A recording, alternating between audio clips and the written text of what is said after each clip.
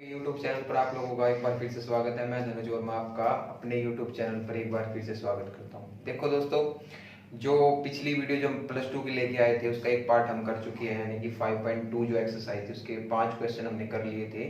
तो इस वीडियो में हम बचे हुए जो 5 क्वेश्चन उसको कंप्लीट करेंगे। तो मैं आशा करता हूँ अपने पिछली वीडियो को ध्यान से देखा होगा, जितने भी डेरिवेटिव के मैंने आपको फार्मूले बताए थे वो आपने फार्मूले लर्न किए होंगे अच्छी तरीके से। ठीक है, तो जितने भी अगर आपको फार्मूले अगर आपने अच्छी तरीके से किए होंगे तो जितने भी आगे क्वेश्चन आएंगे आप लोगों के लिए वो सारे के सारे आपके लिए इजी होंगे। क्लियर? तो हम आज क्वेश्चन नंबर 6 से स्टार्ट करते हैं। ठीक है, बचे हुए जितने भी क्वेश्चन है उसको कंप्लीट करते हैं। तो क्वेश्चन नंबर 6 अपना मैथ निकालिए। तो देखिए क्वेश्चन नंबर 6 क्या दिया है, एनसीईआरटी एक्सरसाइज 5.2 का क्वेश्चन नंबर 6। ठीक है, क्वेश्चन नंबर 6 में जो आपके पास है cos x cube into sine square x5 ये दिया हुआ है। क्लियर? तो मैंने पिछली वीडियो में आप लोगों को बताया था कि डेरिवेशन करने के दो मेथड होते हैं, एक u बाई वी और एक u इंटू वी।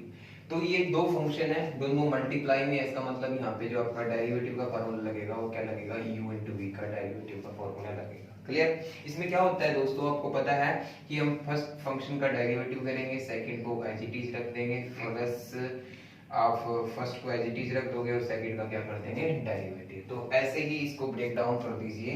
तो हमारे पास क्या है, cos x cube into sine square x raise to power 5 और इसका क्या करना है, आपको डेरिवेटिव करना है। तो सबसे पहले क्या होगा, आपका फर्स्ट फंक्शन का डेरिवेटिव होगा। तो फर्स्ट फंक्शन क्या आपके पास cos x क्यूब है।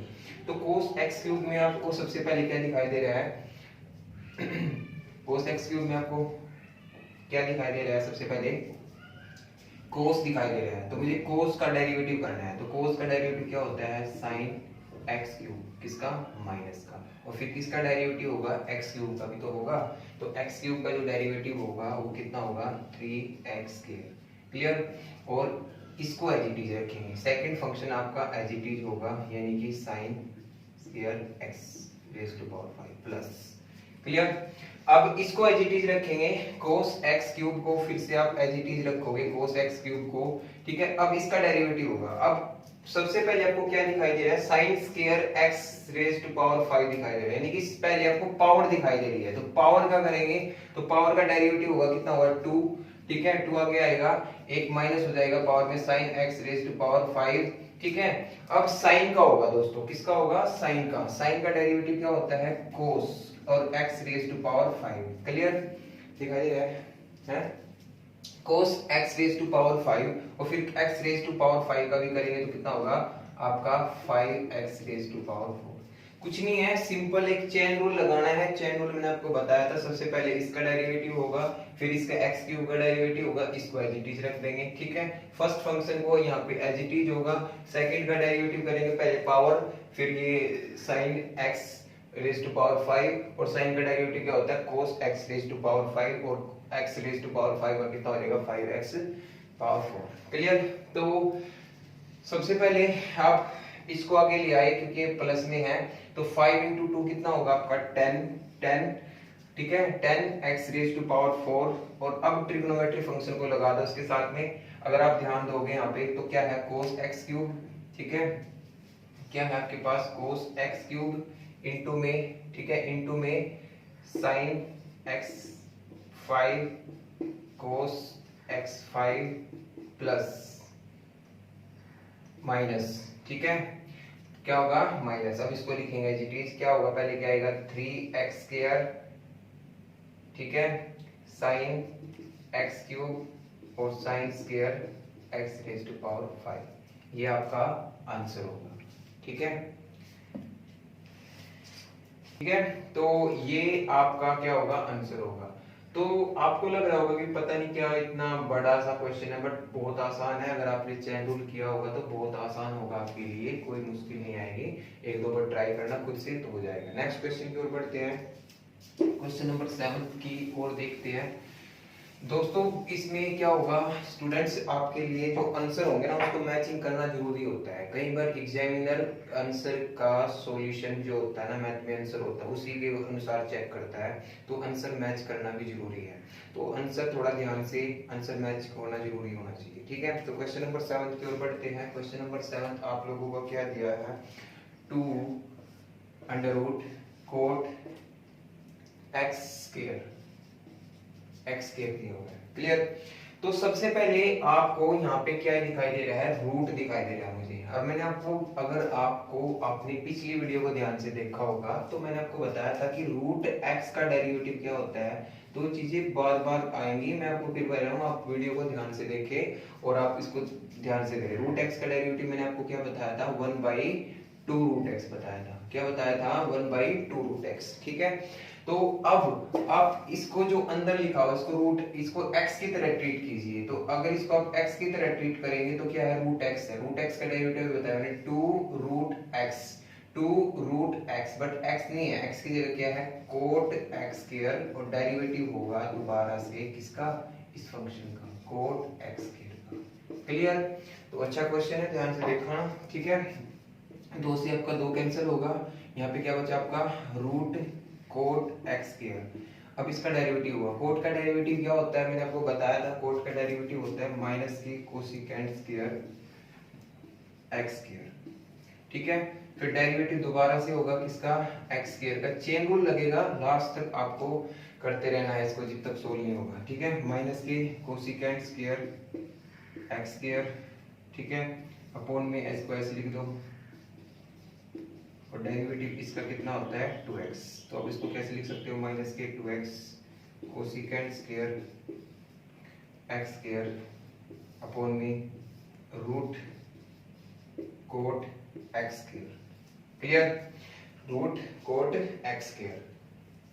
तो ये आपका आंसर है। आंसर एक बार आप मैथ में चेक कर सकते हो, चेक करके आपको आंसर ये हो भी सकता है, बट मैं चेक कर लेता हूँ आपका आंसर क्या। वैसे दोस्तों आप यहाँ तक भी छोड़ सकते हो, बट आंसर अगर आपको मैच करना है एनसीईआरटी मैथ के अकॉर्डिंग तो आपको कैसे करना होगा, थोड़ा ध्यान देना होगा। आप यहाँ पे आप इसको क्या लिख सकते हो, माइनस का 2x, और साइन किसका अपोजिट होता है, सॉरी कोसिकेंट किसका अपोजिट होता है, साइन का। तो आप यहाँ पे क्या लिखोगे, साइन स्क्वायर एक्स स्क्वायर और under root cot x square, clear. यहाँ तक आपकी बात समझ में आ गई होगी, ठीक है।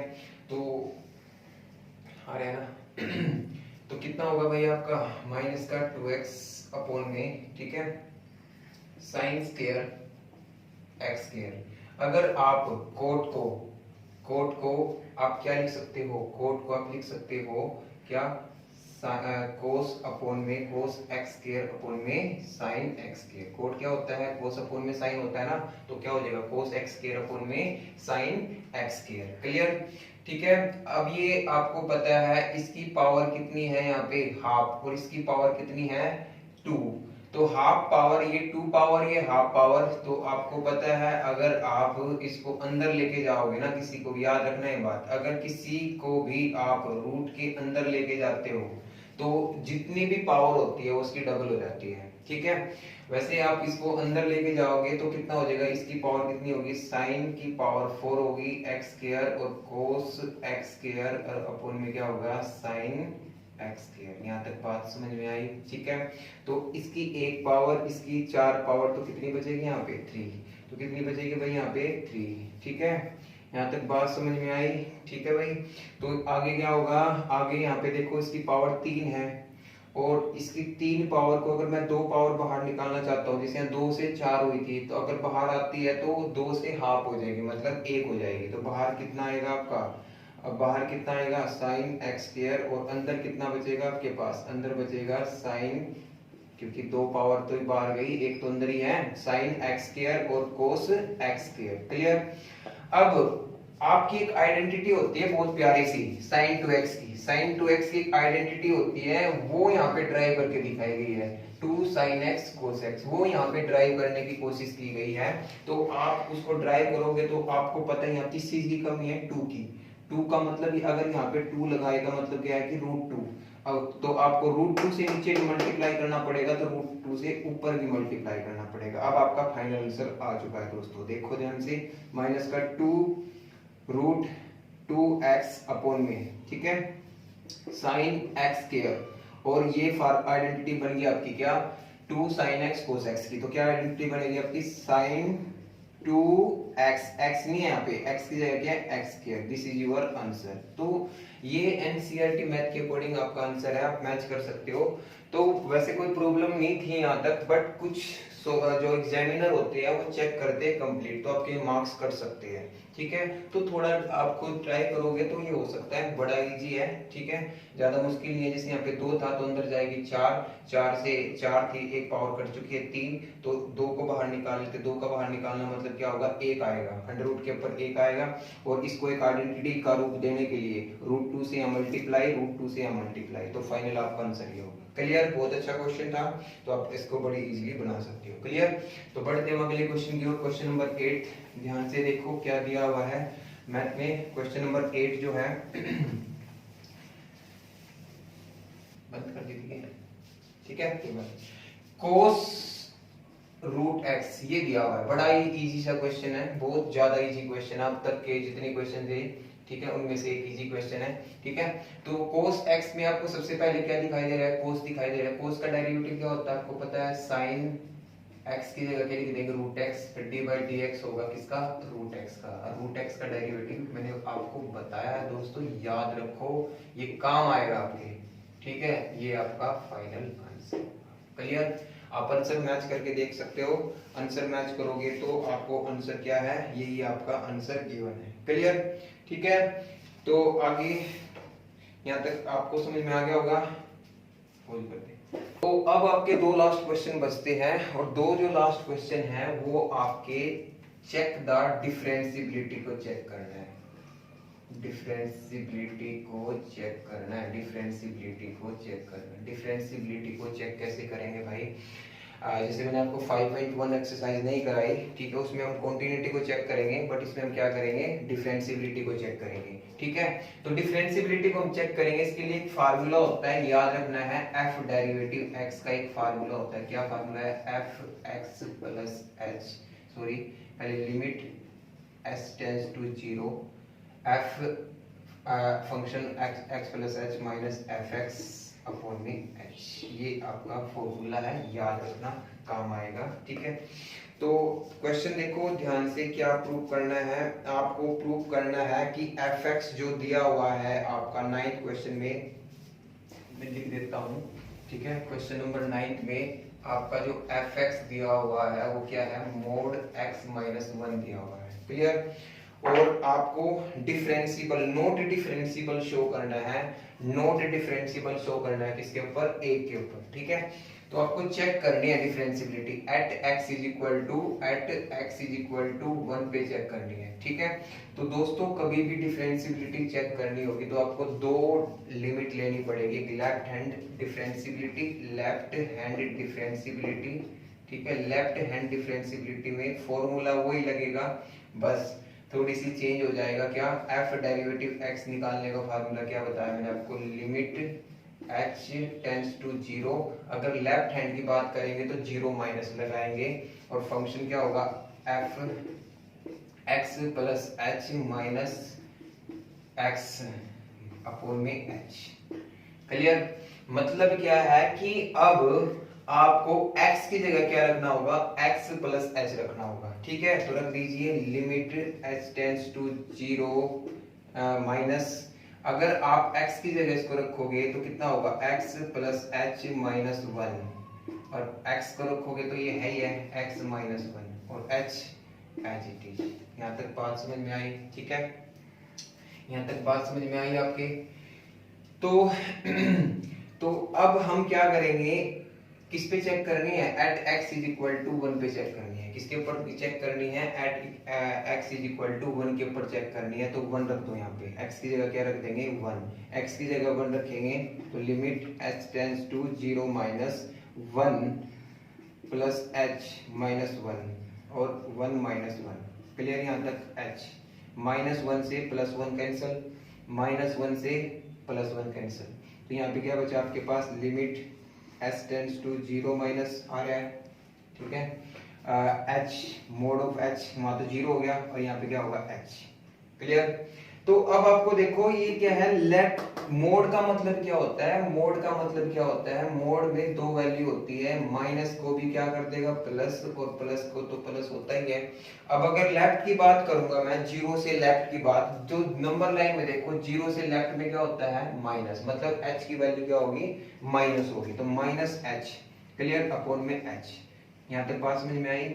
Limit h tends to 0 minus h upon में h कितना हो जाएगा -1, तो -1 आ जाएगा आपका। तो लेफ्ट हैंड डिफरेंशिएबिलिटी कितनी आएगी आपकी, -1 निकल के आएगी, क्लियर।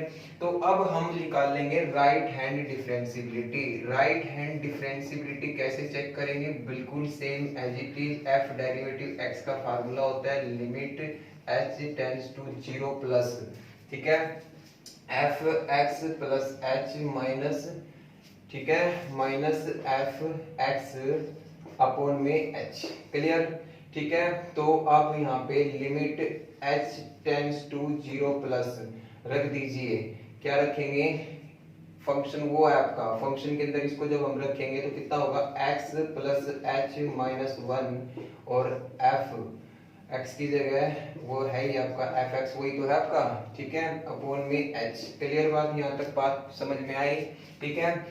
फिर से x की वैल्यू कितनी है 1 रखो यहाँ पे, limit h tends to 0 plus 1 plus h minus 1 और 1 माइनस 1 अपॉन में h, कैंसल यहाँ से, तो limit h tends to 0 plus, तो यहाँ पे क्या बचा मोड h अपॉन में h। तो अब ये क्या है 0 प्लस, मतलब 0 प्लस का मतलब 0 से h की वैल्यू पॉजिटिव है। अगर h की वैल्यू पॉजिटिव है तो यहाँ पे क्या रखेंगे हम, h अपॉन में h कितना आएगा 1। क्या left hand differentiability not equal to right hand differentiability नहीं आई आपकी, लेफ्ट हैंड तो कितना था -1 और राइट हैंड कितना आया +1, तो यहाँ पे लिख देंगे शो, ठीक है, शो fx, ठीक है, is not differentiable at x is equal to 1। तो इतना इजी सा क्वेश्चन था, आप कर सकते हो, ठीक है। सेम क्वेश्चन आपका 10th है, ठीक है, तो उसमें 2 के ऊपर चेक करना है, तो मैं आपको बस ये है आपका मॉडुलस फंक्शन, इसको मॉडुलस फंक्शन बोलते हैं। जो नेक्स्ट आपका 10th वो है आपका ग्रेटेस्ट इंटीजर फंक्शन। पोज करते हैं, देखिए क्वेश्चन नंबर 10th, ठीक है, fx कितना दिया आपको, देखो इसमें 2 के ऊपर चेक करना है, मैं आपको 1 पे करा के दिखाता हूँ, 1 पे आप खुद करके देखना, मैं आपको 2 पे करके दिखाता हूँ, ठीक है। तो 2 पे चेक करते हैं हम, किसके ऊपर चेक करते हैं, at x is equal to 2 के ऊपर चेक करते हैं, तो क्या है लेफ्ट हैंड डिफरेंशिएबिलिटी चेक करनी है आपको, ठीक है।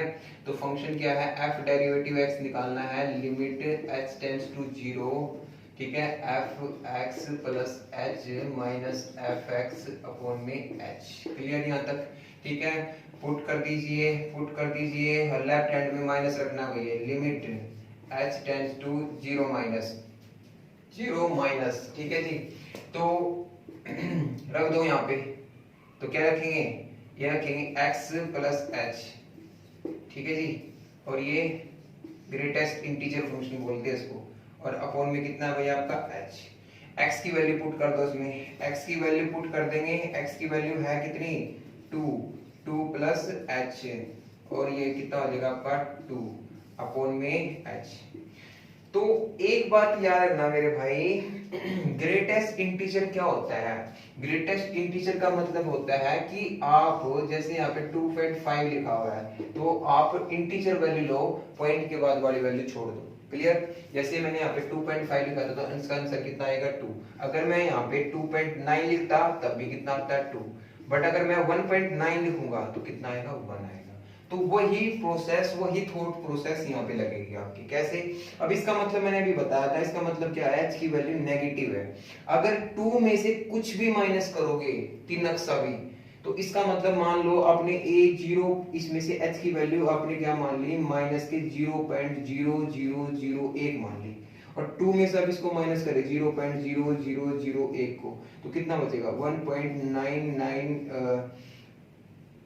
ठीक है ना, 1.99 ये आपका आएगा। क्लियर, ये आपका कितना बचेगा, 1.999 ये बचेगा, 1.999 बचेगा। बट जब ग्रेटेस्ट इंटीजर की बात करेंगे तो कितना आएगा, 1। तो इसका मतलब क्या होगा, इसका मतलब क्या होगा, आप इसमें से थोड़ी सी भी वैल्यू माइनस करो। देखिए मैंने अभी आपको पूरा एक्सप्लेन कर दिया है कि क्या अगर इसमें से थोड़ा सा भी माइनस होगा तो इसका आंसर निकल के कितना आएगा, इसका आंसर निकल के आएगा भाई आपका 1। यहाँ से कितना आएगा, 1 आएगा। और 2 और अपॉन में क्या है, h, क्या भाई आपका h। तो -1 अपॉन में h की वैल्यू कितनी है, 0। h की वैल्यू कितनी है, 0। तो 1/0 क्या होता है, इन्फिनिटी। कितना निकल के आएगा आपका, इन्फिनिटी आएगा। यहाँ तक आप लोगों को समझ में आया होगा, ठीक है। तो कितना निकल के आएगा, इन्फिनिटी निकल के आएगा। तो अब ऐसे ही आप क्या निकालोगे, राइट हैंड डिफरेंशिएबिलिटी अगर हम चेक करते हैं, सेम प्रोसेस हम लगाते हैं, तो मैं डायरेक्ट आपको बता देता हूँ कि लेफ्ट हैंड डिफरेंशिएबिलिटी में क्या होगा, h 0 प्लस होगा। और सेम यहाँ पे सेम ही तो आता है यहाँ तक, तो ठीक है। तो यहाँ तक आपका निकल के आएगा, अपॉन में कितना होगा, h होगा। तो अब अगर आप इसमें थोड़ा सा भी प्लस कर दोगे, तो थोड़ा सा भी प्लस कर रहे हो, माइनस नहीं कर रहे हो, मतलब 2 से वैल्यू कुछ बढ़ रही है, तो ग्रेटेस्ट इंटीजर जो फंक्शन होगा आपका वो कितना होगा, 2 होगा। कितना होगा, 2 - 2 अपॉन में h। और 2 - 2 कितना होता है भाई, सभी को पता है, 2 - 2 होता है 0, और 0/h यानी कि 0। यहाँ पे कितना है आपका, इन्फिनिटी, और वहां पे क्या है, राइट हैंड डिफरेंशिएबिलिटी में 0। क्या इक्वल है, नहीं। तो left hand differentiability not equal to right hand differentiability. So fx is not differentiable at x is equal to 2। तो वो दोस्तों आपको ये दोनों क्वेश्चन अगर आप ध्यान से करोगे तो एक दो बार खुद ट्राई करना, तो आपको हो जाएंगे। अगर फिर भी आपको कोई समझ में नहीं आया तो आप कमेंट बॉक्स में इस बारे में डाल सकते हो, हम दोबारा इसको एक्सप्लेन करने की कोशिश करेंगे, ठीक है। दूसरी बात ये है कि प्लीज अगर आपको मेरी वीडियो पसंद आती है उसको लाइक कीजिए, शेयर कीजिए, सब्सक्राइब कीजिए, जितने भी आपके दोस्त 12वीं क्लास में हैं।